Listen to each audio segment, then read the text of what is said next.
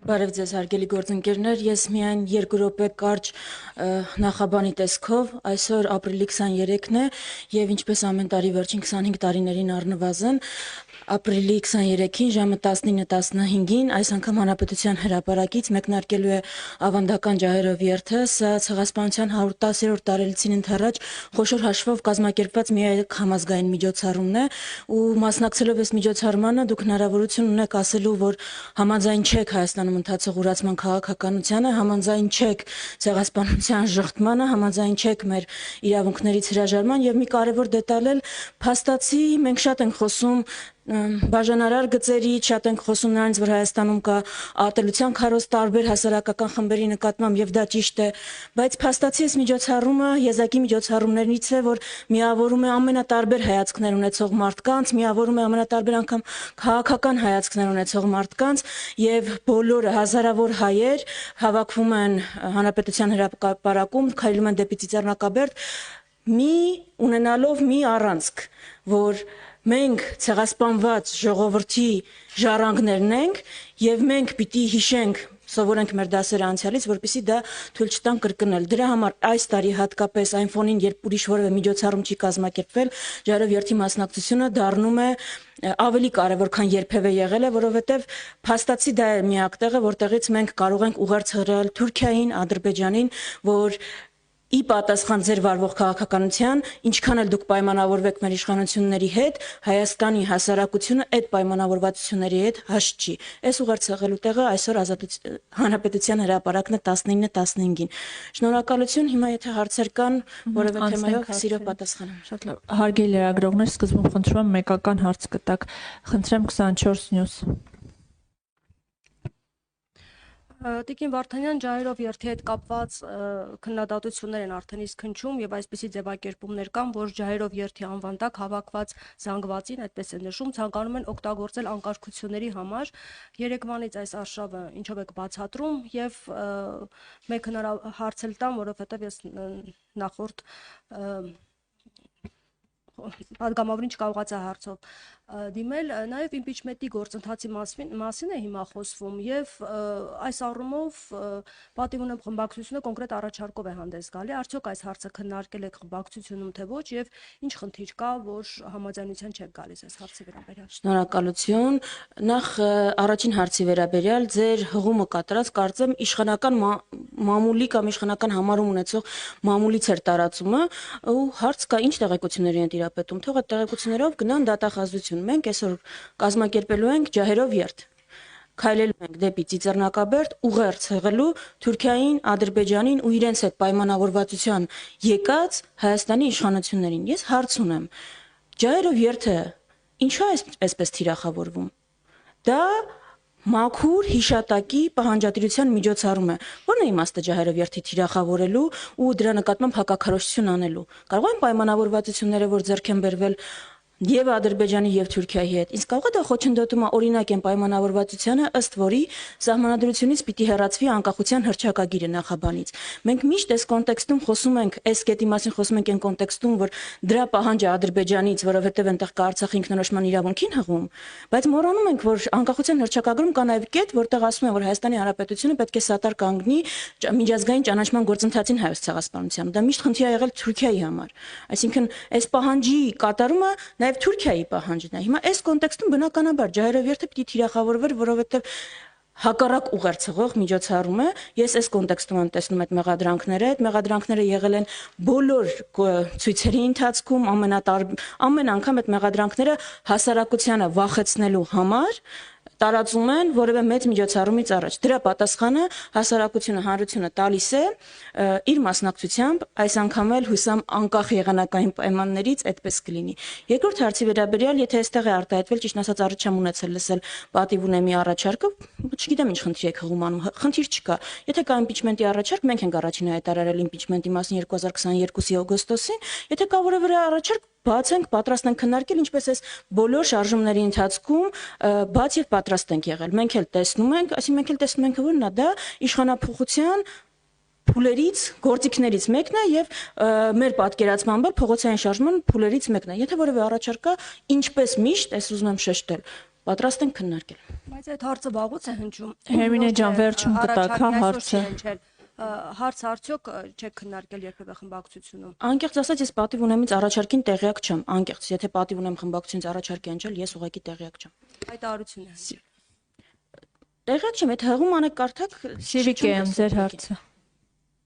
Տիկին Վարդանյան, Իշխան Սաղաթելյանը կարելի ասել ամիսներով աշխատանքի չի ներկայանում, երեք ներկայացավ, ինչ որ իրավիճակ ստեղծվեց, լարվածություն առաջացավ, իր շուրջն էր դա, այնուհետև նա հայտարարեց, որ լարված իրավիճակ առաջացավ այն բանից հետո, երբ դուք բարձրաձայնեցիք ցեղասպանության վերաբերյալ նախագիծը, ինչու է դաշնակցությանը թվում, որ ցեղասպանության ճանաչման հարցով մտահոգված եք միայն դուք, մնացածը ոչ մի բանով չեն հետաքրքրվում։ Շնորհակալություն հարցի համար, ծառը ճանաչվում է իր պտուղներից, դաշնակցությանը չի թվում, ոչ էլ Իշխան Սաղաթելյանն է հայտարարել։ Ինչ տեղի ունեցել ձեր աչքի առաջ եւ մի քիչ դժվար է էլի այդ տեղի հազարավոր մարդկանց աչքի առաջ տեղի ունեցածը փորձել լենգափոխել ու այլ տեսանկյունից ներկայացնել։ Այժմ քննարկում էր հայտարարագրերի ժամկետի երկարաձգումը, Հայաստան խմբակցության քարտուղար Արծվիկ Մինասյանը հայտարարեց նաեւ անակնկալ կերպով, որովհետեւ դրա մասին խոսակցություն չէր եղել եւ դա հենց այդպես էլ նախատեսված էր, որ մենք այսպիսի նախագիծ ենք ցեղասպանության շղթումը քրեականացնող նախագծով ենք հանդես գալու եւ դա տեղի ունեցավ, ինչ որ տեղի ունեցավ, թե ինչու է այդպեսի արձագանք, անկեղծ եմ ասում, դա ինձ էլ է հետաքրքիր, ի վերջո ո՞րն էր այդ արձագանքի իմաստը եւ ինչու են այդքան ջղագրգիռ արձագանքում։ Ես չեմ կարծում, որ Հայաստանի ցեղասպանության թեման հետաքրքրում է միայն դաշնակցությունը երբեք այդպիսի պնդում չի արել, ճիշտ հակառակը։ Ես կարծում եմ, որ ցեղասպանության թեման Հայաստանում մի քանի քաղաքական գործիչ չի հետաքրքրում, մնացած հանրությանը, քաղաքական ուժերին եւ գործիչներին հետաքրքրում է եւ երեկվա այդ օրինագծի հանրային արձագանքներն եւ քաղաքական շրջանակների, մասնագիտական շրջանակների արձագանքերը դրա մասին են վկայում։ Ինչ վերաբերում է Իշխան Սաղաթելյանի մասին ձեր պնդումներին, գիտեք, նախ գալիս է եւ այստեղ է ներկայ լինում, այդ թե ինչու է Իշխան Սաղաթելյանի ամեն անգամ դահլիճ մտնելը կամ որևէ արտահայտության նման ջղագրգիռ արձագանք ստանում։ Հարցրեք ԿՊ-ի ներկայացուցիչներին, ես էլ չգիտեմ, թող իրենք մեկնաբանեն, բայց ցեղասպանության թեման տպավորությունը, որ դաշնակցին ուզում է սեփականաշնորհել, բացարձակապես այդպես չի։ Մենք բնական դաշնակիցներ են, բոլոր են կառույցները, անկախ որևէ այլ հարց ունեցած տարբերությունից, բոլոր են կառույցները, անհատները, ովքեր հետապնդում են ցեղասպանության միջազգային ճանաչման գործընթացը, եւ մենք ամբողջ աշխարհում համագործակցում ենք իրենց հետ։ Մեր ցավը այն է, որ հիմա Հայաստանի Հանրապետությունում մենք կարիք ենք ունեցել բերել ցեղասպանության շղթումը քրեականացնող օրինագիծ։ Այ դա մեր համար ողբերգություն է, անկեղծ եմ ասում։ Շնորհակալություն։ Շողիկ Գալստյան, ձեր հարցը։ Տիկին Վարդանյան, սահմանային իրավիճակից տեղյակ եք վստահ եմ, ինչ կարող եք ասել ձեր գնահատմամբ, ինչու է Բաքուն արդեն 1 ամսից ավել, այսինքն ստաբիլ կայուն կրակում եւ կրակոցները ՊՆ-ն մեկ մեկնաբանում է որպես թիրախավորված, մեկը ոչ վտանգավոր, բայց ամեն դեպքում ձեր կարծիքով ինչով է պայմանավորված Ադրբեջանի այս քաղաքականությունը, ինչ նպատակ են իրենք հետապնդում եւ նախորդ թեմայի հետ կապված շատ կարճ դուք Երեկվանից իշխանությունից հնչում են դիրքորոշ հայտարարություններ եւ կարծիքներ, որ սա դաշնակցությունը կամ Հայաստան խմբակցությունը դիտավորյալ է անում, որովհետեւ ցեղասպանության քրեականացումը արդեն քրեական օրենսգրքով նախատեսված է եւ ձեր նպատակը այն է, որ այս նախագիծը բերեք, որպեսզի հետո ԿՊ-ն դեմ քվեարկի եւ դուք ձեր մեղադրանքները հիմնավորեք այս տեղի ունեցածով, որ ահա տեսեք ուրանում են դավաճանությամբ են զբաղվում եւ այսպես շարունակ։ Քանի որ կա ամեն դեպքում այդ քրեականացումը քրեական օրենսգրքում, նախ իրենց այս մեկնաբանություններին կխնդրեի արձագանքեք եւ եթե կա ինչու եք նորից բերում այդ նախագիծը։ Շատ լավ, շնորհակալություն հարցի համար։ Նախ եթե վախ այն է, որ դեմ կքվեարկեն, մենք կմեղադրենք, որ ուրանում են ցեղասպանություն, թող դեմ չքվեարկեն։ Դեպքում մեղադրանքներ չեն կարողանա հնչեցնել։ Ինչու ենք բերել նախագիծը։ Այո, երեկվանից ասում եմ, որ նման օրենք կա, բացարձակ սուտ է, մենք հենց փոփոխություն ենք առաջարկում են հոդվածում, որ իրենք ասում են կա, եւ հիմա կարդամ ամենակարևոր փոփոխությունը, որ ինչ փոփոխություն ենք առաջարկում։ Հայոց ցեղասպանությունը, ինչպես նաեւ Հայաստանի Հանրապետության կողմից կամ միջազգայինորեն ճանաչված ցեղասպանությունը կամ մարդկության դեմ ուղղված հանցագործությունները հրապարակայինորեն հերքելը, մեղմացնելը, հավանության տալը, արդարացնելը կամ դրանց վտանգավորության նսեմացնելը պատժվում է ու գրել ենք ինչ պատժով, այդ թվում նաեւ մինչեւ 3 տարի ազատազրկում։ Այս հոդվածը չկա։ Հայաստանի քրեական օրենսգրքում կա այլ հոդված 136-ի կետ 1-ը, որով նախատեսվում է, որ ցեղասպանությունների ժխտումը ատելության սերմանման, ռասայական խտրականության հիման վրա է պատժվում։ Այսինքն, ավելի պարզ, եթե այս հիմիկվա օրենսգրքով չի իրականացվել ատելության քարոզի զուգահեռ ցեղասպանության ժխտումը, դա քրեականացված չէ։ Ինչու է այսպես օրենքը եղել։ Ես մեկնաբանեմ էլի, որովհետև կարևոր հարց է, որովհետև երբ օրենքը գրել են, մտայնությունը այն է եղել, որ ազգությամբ հայը չի կարող հերքել ցեղասպանությունը։ Յան ազգանունով ազգությամբ հայը միայն օտար երկրացին կարող է դա անել, եւ դրա պատճառը, դրդապատճառը կարող է լինել ռասայական կամ ատելության քարոզը կամ դրա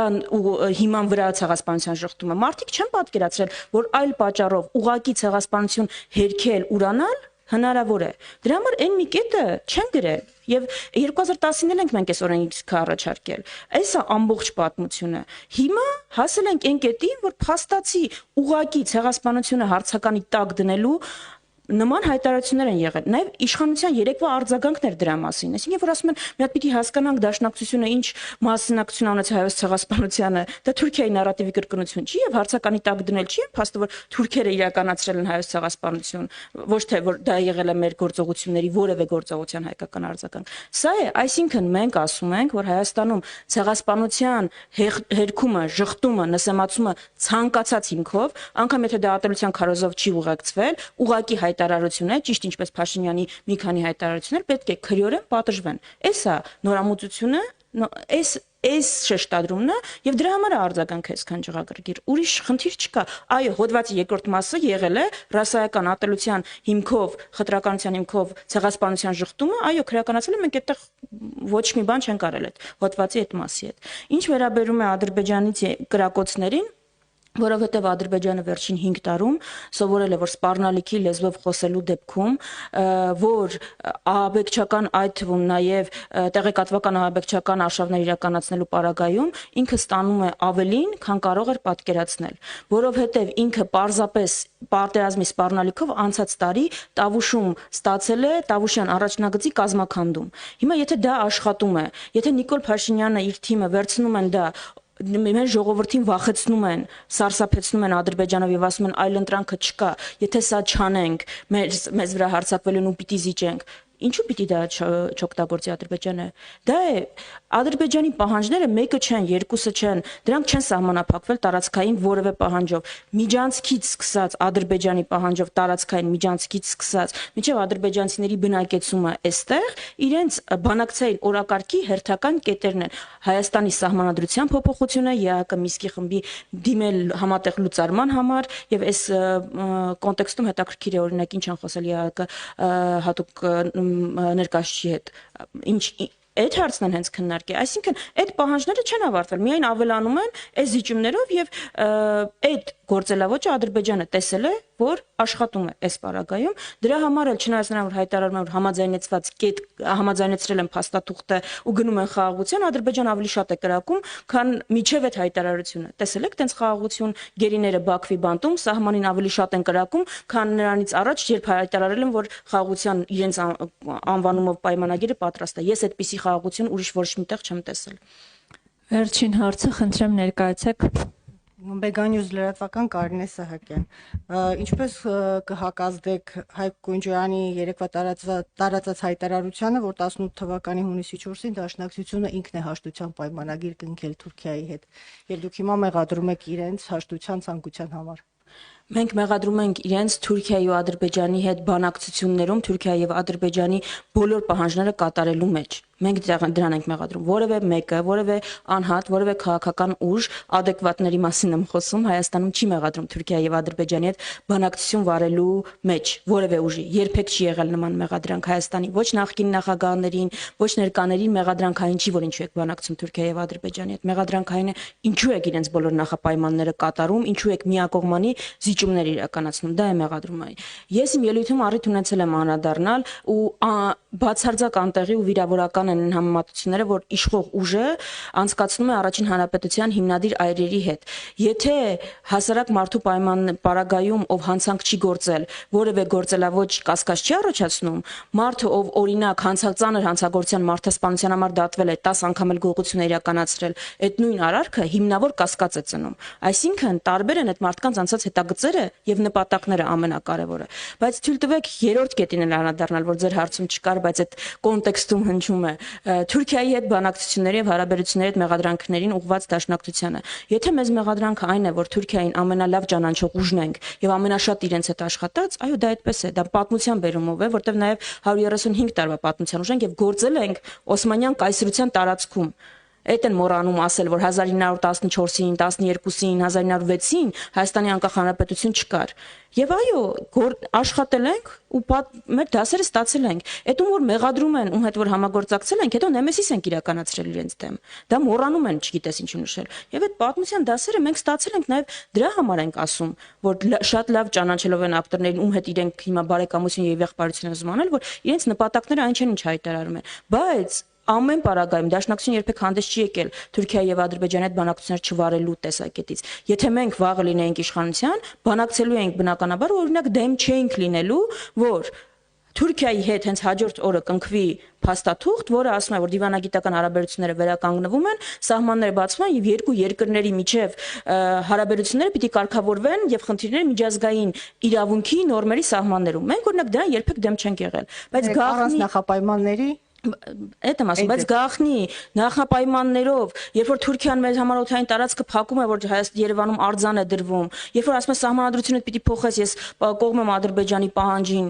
երբ որ ասում է Արցախը պիտի ճանաչես Ադրբեջանի կազմում, էս ու անում ես դու այդ ամեն ինչը, ու ասում ես ես խաղաղություն եմ բերում, այս սրան ենք դեմ։ Հայաստանում որևէ ես adekvat քաղաքական գործիչ ուժ չգիտեմ, որ դեմ է Ադրբեջանի եւ Թուրքիայի հետ բանակցություններին, դա ՔՊԻ-ի միֆն է, բայց մենք իրենց ասում ենք, որ դուք չեք բանակցում։ Դուք չեք բանակցում։ Դուք կատարում եք Ադրբեջանի եւ Թուրքիայի նախապայմանները։ Այ դրան ենք դեմ։ Իսկ Հայկ Կոնջորյանի եւ առաջին հանրապետության այրերի հետ համեմատությունները բան են վիրավորական։ Շնորհակալություն։ Շնորհակալություն։